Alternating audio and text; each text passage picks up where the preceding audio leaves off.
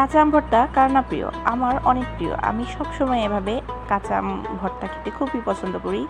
আমটা যদিও একেবারে পুরোপুরি কাঁচা নয়, একটু পেকে গিয়েছে। তারপরও একটু আধা পাকা আম খেতে অনেক মজা মাশাআল্লাহ। আধা পাকা কাঁচা আমগুলো হচ্ছে একটু টক হয়। সেই টক আম হচ্ছে আধা পাকা, এগুলো আমি সুন্দর করে কুচি করে নিয়েছি।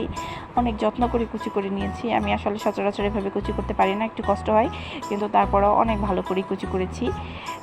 আগে সুন্দর করে কুচি করতে হবে, কারণ দেখা গেছে যে এভাবে নর্মালভাবে যদি আম কুচি করে কাটতে যান বটি দিয়ে বা ছুরি দিয়ে, তখন দেখা গেছে যে আমের রস বা হচ্ছে আমাদের নিচে যে রসটা হয় ওটা হচ্ছে খেতে মজা লাগে না। কিন্তু এভাবে আম কুচি করলে দেখা গেছে অনেকগুলো রস, পর্যাপ্ত পরিমাণে রস হয়, যেটা খেতে অনেক মজা লাগে। এটা হচ্ছে লবণ মরিচ মিশ্রিত রস, খেতে অনেক মজা। আমি সবসময় খাই। কাঁচা মরিচ লবণ দিয়ে মিশিয়ে অনেক মজা লাগে খেতে। আমি এভাবেই খাই।